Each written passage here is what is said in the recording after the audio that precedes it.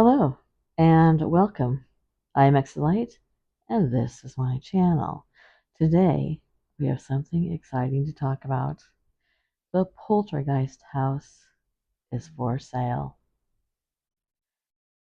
Before we talk about the listing, I'm going to talk to you about the weird incidents and the strange things that happen to people who were involved in the movie Poltergeist. Because when I read you the listing, you're going to see that they're trying to erase all of that and go extra to make sure you don't think that there's anything wrong with this house. Before we get started, please give this video a thumbs up. If you're not subscribed, please do so. And click on that bell so you can be notified when my content goes up. And I'm going to be putting a link below to my new Etsy store in case you want to go take a look around. And let's get started talking about the Poltergeist house. The original 1982 Poltergeist film is probably one of the best scary movies ever made. It's a classic. And out of the whole series of Poltergeist movies, it's probably the very best, as it tends to be. Storytelling back then and the chilling special effects, they don't compare to today's standards. But it might surprise you to learn that some of the film's supernatural content was very similar to events that were actually going on in the real world. In order to give the film a more realistic take on haunted houses, Spielberg told the screenwriters Michael Griss and Mark Victor to speak with working psychics and ghost hunters for inspiration, a practice continued in the film's sequels, which may account for the prominent role of parapsychologist and spirit guide characters in that series. Zelda Rubinstein, who played the series' iconic spirit medium, reported that she was no stranger to the supernatural even when she was out of character. One story she told involved her dog visiting her in a dream while she was away from home. According to her, the dog simply wished to say goodbye. When Zelda awoke, she received a phone call from home informing her that her dog had passed away. This sort of strange premonition became something of a recurring theme across the whole film trilogy, and Zelda was not the only cast member who experienced something otherworldly. Jo Beth Williams, who played the Freeling family matriarch Diane, reported that she once stayed at a home of a friend and the bed she was sleeping in began shaking. When she later told her friend about it, the homeowners told her that it was caused by ghosts. While filming Poltergeist, she said that she would often come home to find her paintings and wall hangings askew. She would fix them and head off to set, but when she returned home, they would all be tilted again. This especially felt like the act of one of the tricksters in Poltergeist in the film, and Williams worried that something or someone was trying to warn her not to do the film. Similarly, James Caan, who wrote the film's promotional tie-in novel, experienced something abnormal while working diligently in Steven Spielberg's office. As Caan was writing about thunder and lightning, suddenly there was a thunder crash and lightning right outside of his window.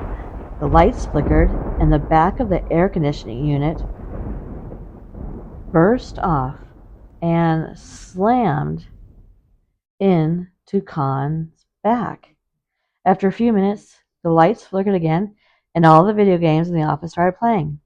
It was also reported that Dominique Dunne, who played the elder daughter, Dana Freeling, once witnessed a bookshelf tip and toss books around the room.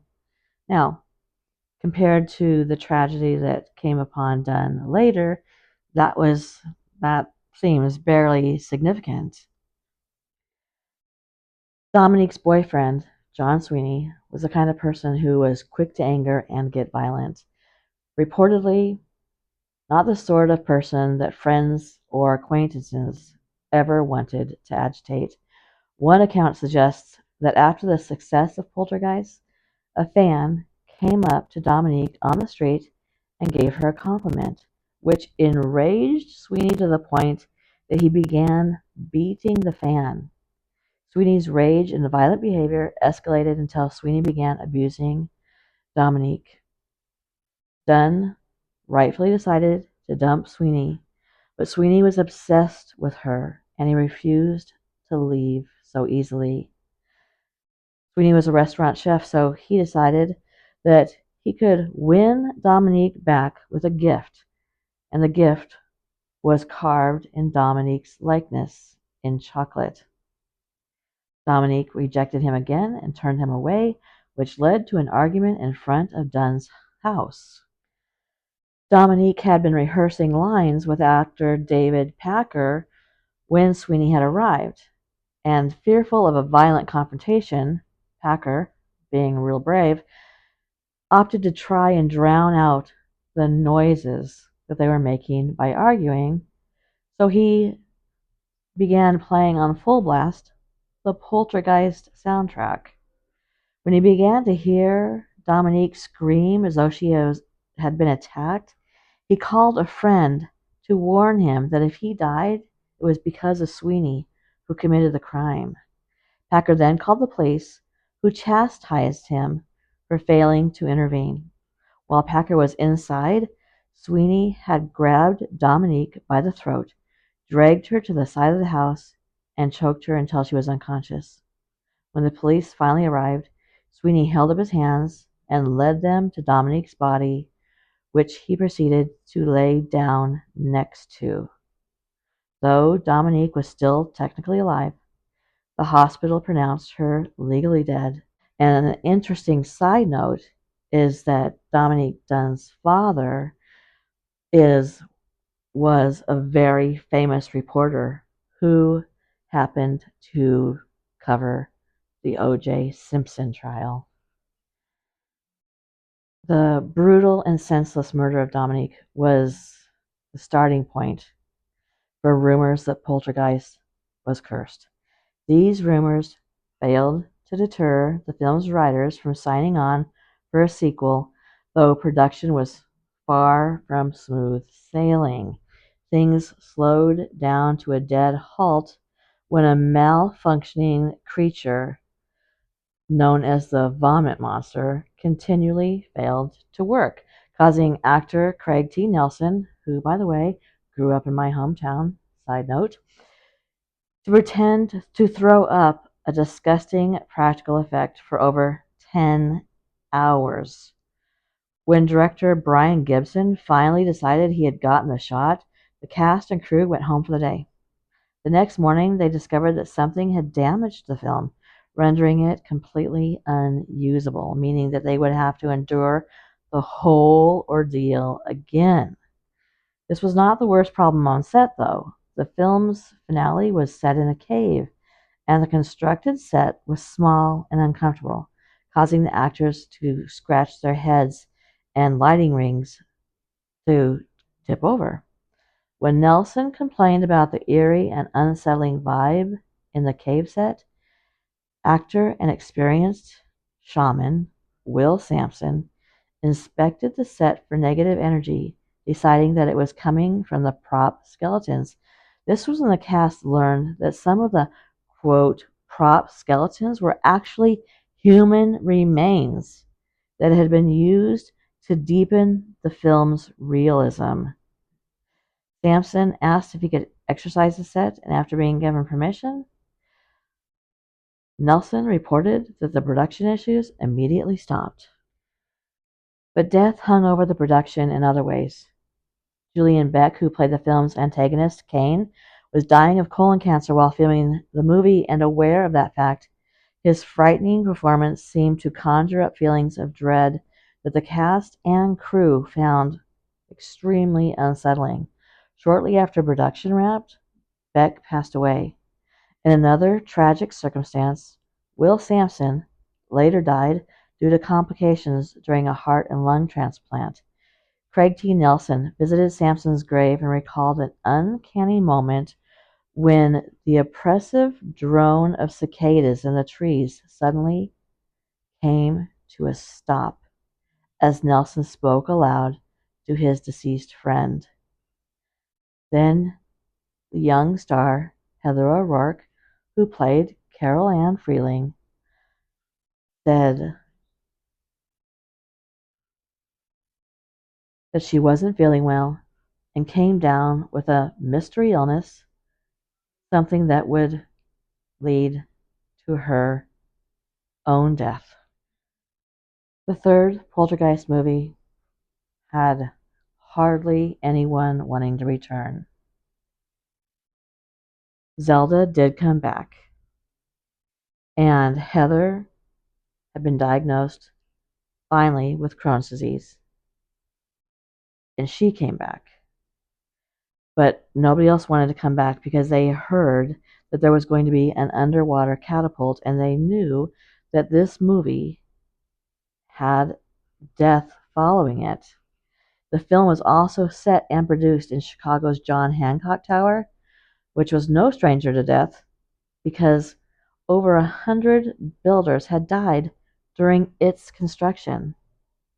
One more death occurred when the building engineer assigned to help the film's production staff was found dead in his chair mid-shift. No foul play was suggested, but they didn't know why he died. Rubinstein received another psychic premonition similar to the one she had previously had about her dog, but this time the sudden shock she received while on set alerted her to the fact that her own mother had passed away. Another special effect gone haywire meant that a supposedly controlled explosion became a raging, uncontrollable fire that sent on-set firemen running for their lives and left one maintenance worker trapped in the building. A particularly brave stuntman went back into the building to rescue the worker. He managed to rescue the cameras and film as well, for which the director dubbed him a hero. But the real tragedy occurred when the film went on hiatus for several months because Heather was getting ready for school, and she noticed that she was having difficulty swallowing. Her mother found that Heather's hands were very cold. They took Heather to the hospital, but due to a congenital abnormality in her intestines, Heather died of septic shock. In another strange moment of premonition, Heather's mother recalled seeing her daughter appear before her while her daughter was still in another room with doctors. She reportedly said to her mother, "I am not coming back." Now, if you're still interested in this home, it is being marketed as Without the Ghostly Antics. Horror film fans can now live out their wildest and strangest dreams as the Poltergeist home has hit the market. The 4-bedroom, 2-bathroom home is being sold by Lauren Murdoch, and it was listed at $1,174,999. The home was a setting for the 1982 supernatural horror film directed by Tobe Hooper and co-produced by Steven Spielberg. Aside from the home's haunted history, the property comes with an even greater draw. The house is now listed for the very first time in 45 years. Located at 4267 Roxbury Street, less than an hour outside of Los Angeles, the Simi Valley, California single home is the home where much of the first movie of this series was actually filmed. However, the real estate agent promises you that the agency insists that this house is clean. There is no dark omen over it, no death hovering in the corner. The real estate agency is called Equity Union, and it claims that the property is ready to welcome a new family without the ghostly antics. They're quoted as saying, "We are getting quite a bit of interest in the property. The home features a spacious living room with large windows that allow plenty of natural light, a formal dining room that leads into the infamous kitchen, where fans of the movie will love to see that it's still in its original form, but with updated appliances, of course. There's also a fireplace, perfect for cuddling up with your family, or ghosts, and an office space that can be converted into an extra bedroom. Perfect. There's also a half bathroom and a laundry room on the main level. As you travel upstairs, hopefully avoiding possible injury, there are four bedrooms. The primary bedroom has a stunning vaulted ceiling, plus an expansive ensuite bathroom which features a giant bathtub, double sinks, a separate shower area, and a large walk-in closet. The remaining three bedrooms share a bathroom in the hallway. Additionally, there's a three-car garage giving the home ample opportunities for storage. There's also a large pool and a jacuzzi in the backyard, probably built over, a graveyard. Great for gatherings and family time. Plus, it's much safer than building a portal to another dimension. The listing reads, "Don't miss out on your chance to own this iconic piece of Hollywood history. It's a once in a lifetime opportunity to live in a home with a story, minus the spooks." Well, it's strange that they're selling it like this because if this house had been in New Orleans, the selling point would be haunted house, and it would cost a lot more money. Thank you for coming to my channel. I hope that you enjoyed this. Good night.